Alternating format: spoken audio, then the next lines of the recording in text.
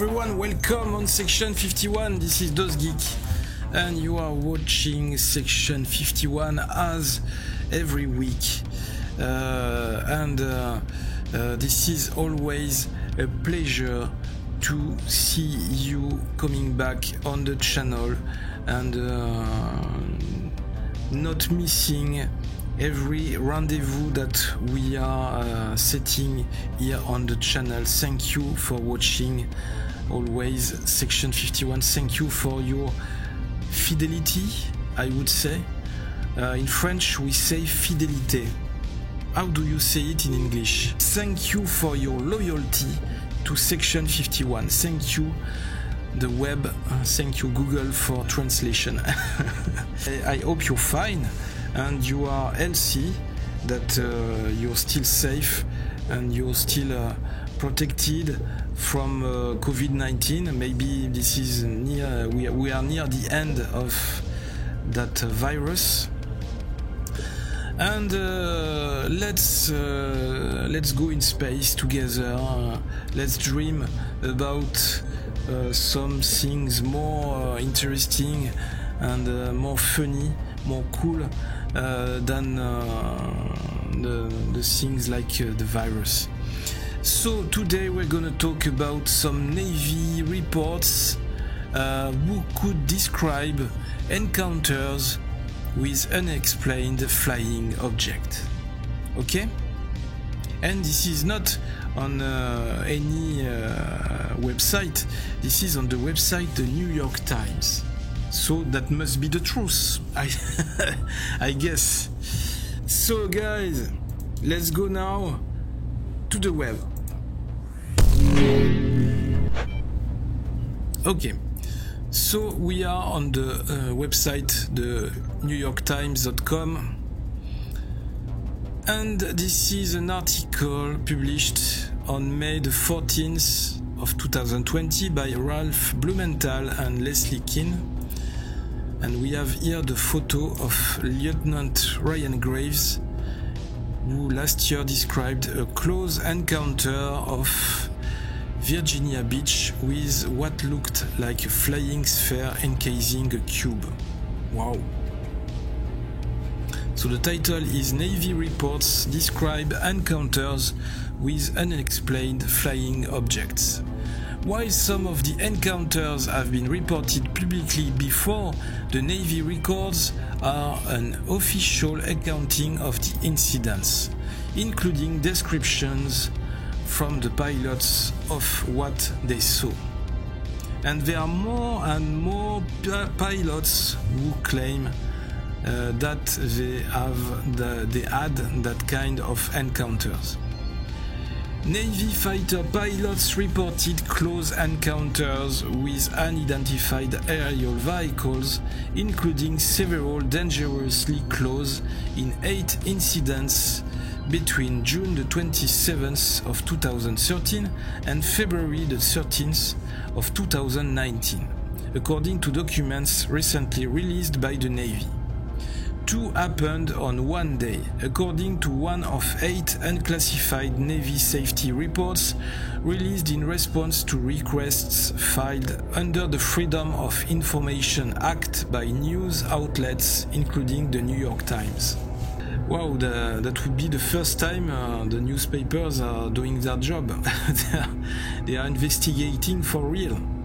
So last month, the Defense Department authenticated 3 videos of aerial encounters previously published by the Times, accompanying accounts of Navy pilots who reported such close encounters. So the videos, we ever know that kind of videos. They made a buzz when they were published. They were officially published on the internet by the US Navy.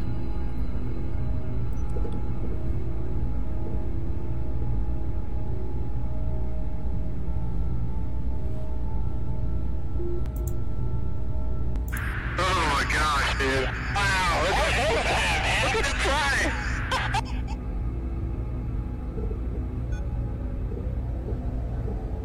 There's a whole fleet of them. Look on the ASA. My gosh. going against the wind. The wind's 120 knots from the west. Look at that thing, dude.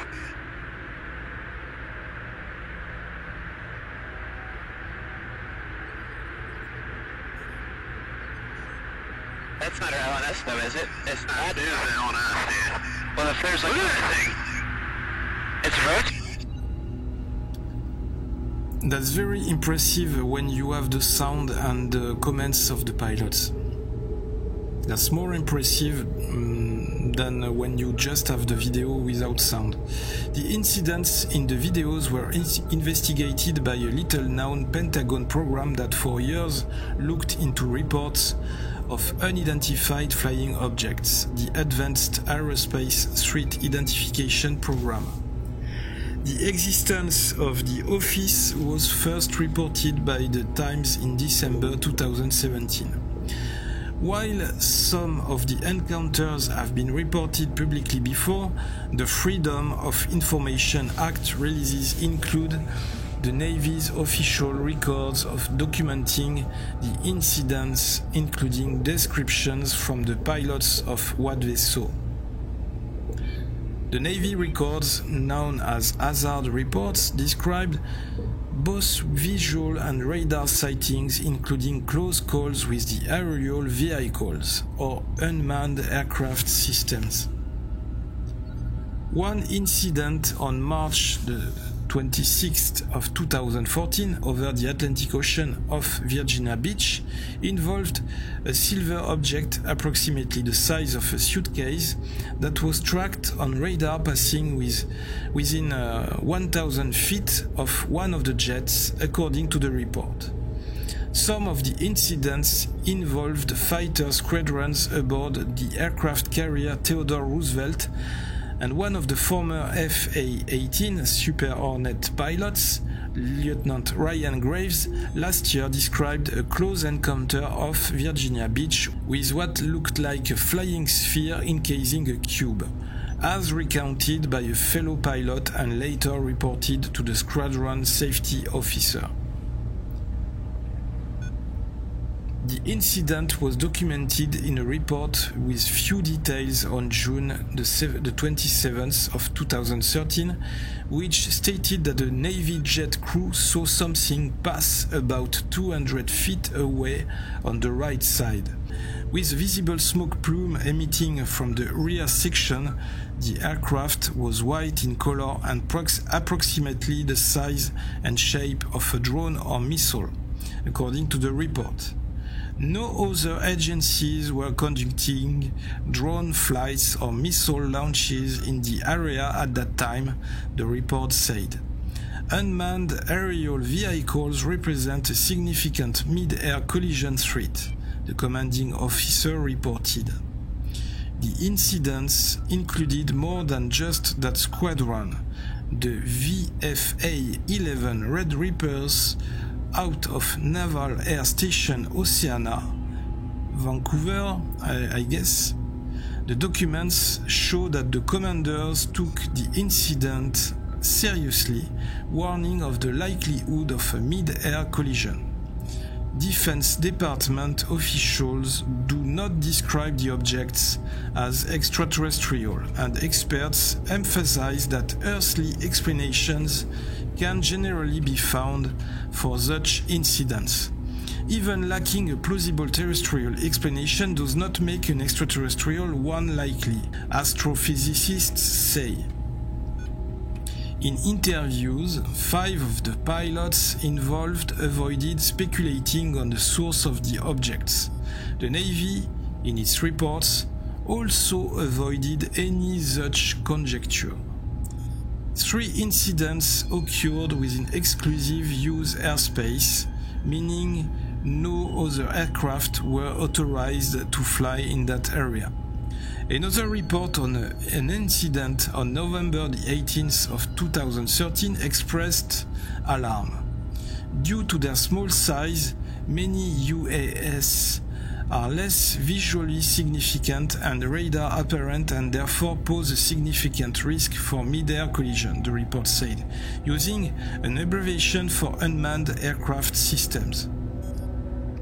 Less than a month later, a pilot who had been assured that there was no traffic in his area detected a radar track at an altitude of 12,000 feet and less than a mile away. He was able to identify a small white visual return at the location of the radar track, the report said. A near mid-air collision report from March 26th of 2014, also in exclusive use airspace, involved two FA-18E Super Hornet aircraft from Squadron VFA 106. One pilot closed in and reported seeing a small silver metallic object the size of a suitcase. The pilot passed the information to the local fleet area control and surveillance facility, which had received multiple sighting reports in recent months. This presents a significant safety concern, given that this unknown aircraft was detected in an exclusive use area.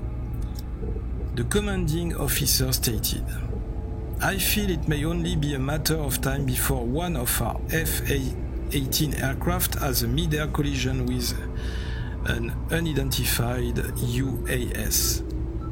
On April 23rd of 2014, two objects were tracked on radar, not communicating, and two other relatively small objects were observed at the same time flying at high speed off the coast of Virginia, another report states. The events were said to pose a severe threat to naval aviation. Wow, that's very huge. A lot of events seem to appear in Virginia. It is only a matter of time before this results in a mid-air in W-72, the report said, using the airspace designation. This was the squadron's second occurrence in the last 10 months. The most recent incident included in the Freedom of Information Act documents did not appear to be related to an unidentified flying object. On February the 13th of 2019, a red weather balloon was spotted at 27,000 feet by 4 aircraft when none were supposed to be in the area. The report concluded weather balloon released without notifying the appropriate channels.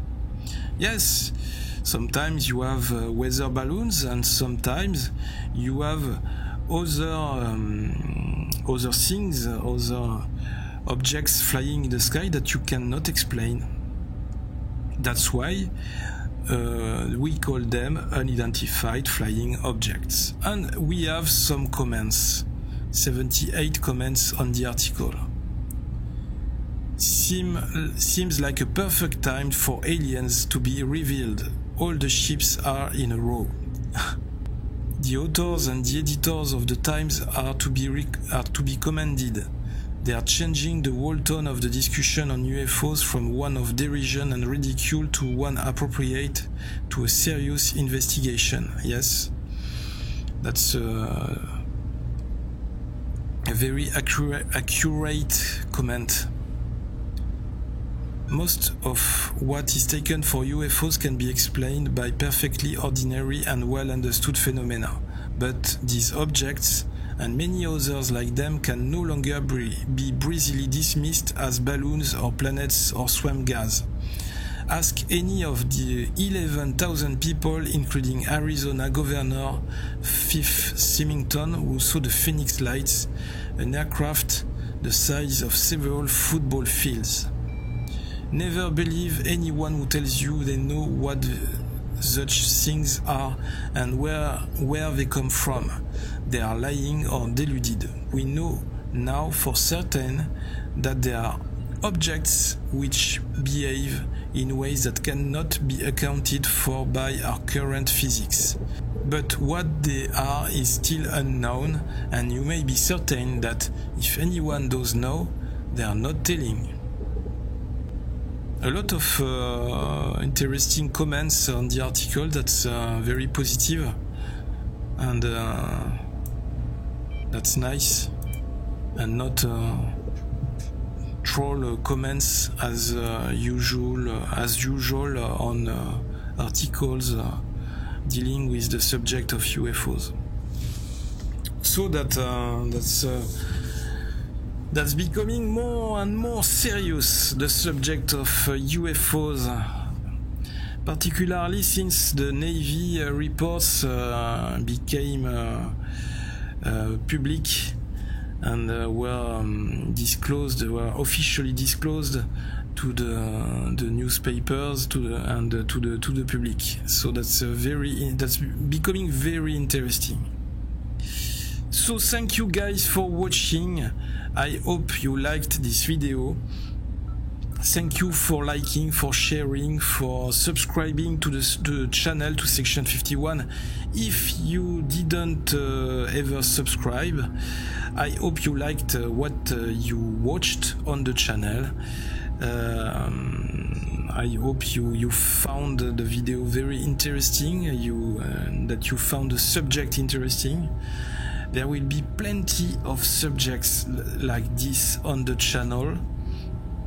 And as always, I would highly recommend you to keep watching the videos of Section 51. Don't forget to take a look at our Facebook page, Section 51. I would say live long and prosper. Keep watching Section 51, and until the next video, stay safe. This was DozGeek on Section 51. Bye bye.